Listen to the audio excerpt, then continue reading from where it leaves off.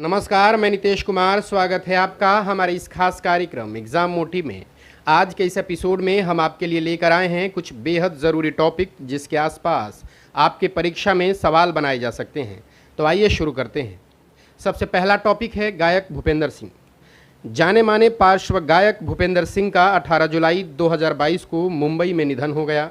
82 वर्ष के भूपेंद्र सिंह ने अपने करियर की शुरुआत आकाशवाणी से की थी और वे दिल्ली दूरदर्शन से भी जुड़े रहे। उन्होंने फिल्मों में कई गीतों को अपनी मधुर आवाज़ दी है। उन्हें मौसम, सत्ते पे सत्ता, आहिस्ता आहिस्ता, दूरियां, हकीकत और कई अन्य फिल्मों में सुरीली गीतों के लिए आवाज़ दिए हैं।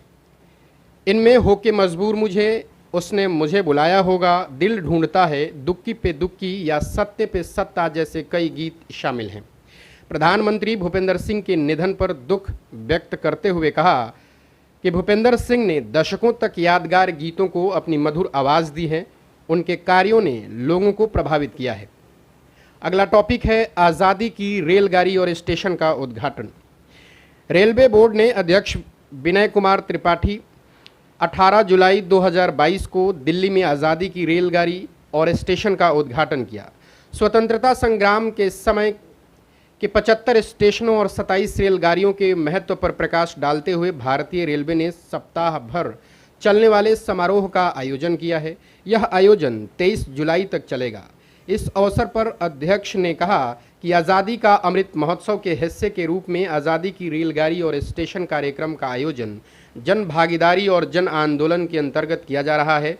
उन्होंने कहा कि इसमें अतीत के स्वतंत्रता संग्राम के मूल्यों और गौरव तथा भविष्य के युवा भारत की महत्वाकांक्षाओं को दिखाया जाएगा। इसके लिए 75 रेलवे स्टेशनों और 27 रेलगाड़ियों को चिन्हित किया गया है। इस दौरान 24 राज्यों ने इन 75 स्टेशनों पर क्षेत्रीय भाषा में नुक्कड़ नाटक, light and sound show, video फिल्मों के प्रदर्शन के साथ साथ देशभक्ति के गीतों का प्रसारण किया है। अगला टॉपिक है अहमदाबाद और केरल। टाइम मैगजीन द्वारा हाल ही में वर्ष 2022 के लिए विश्व के 50 सर्वश्रेष्ठ स्थानों की सूची जारी की गई।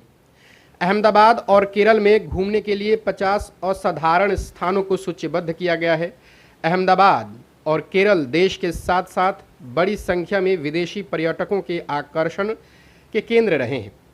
केरल अपने समुद्र तटों और बैकवाटर के लिए प्रसिद्ध है, तो दूसरी ओर अहमदाबाद साबरमती रिवर फ्रंट और गांधी आश्रम के लिए प्रसिद्ध है।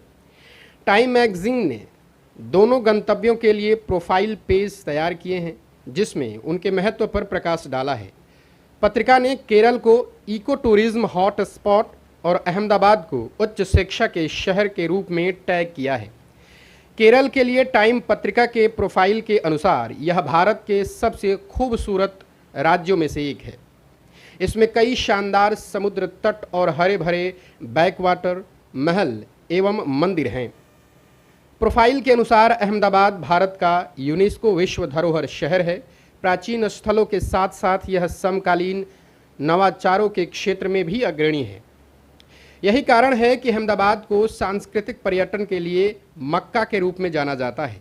शीर्ष 50 की सूची में शामिल अन्य गंतव्य हैं जैसे सियोल, बाली में बुहान, ऑस्ट्रेलिया में ग्रेट बैरियर रीफ, आर्कटिक, दोहा, नैरोबी, सियोल, संयुक्त अरब अमीरात में रास अल खैमा अंतर्राष्ट्रीय अंतरिक्ष स्टेशन, जापान में क्यूशो द्वीप, इस्तांबुल, किगाली में रवांडा आदि। शुक्रिया।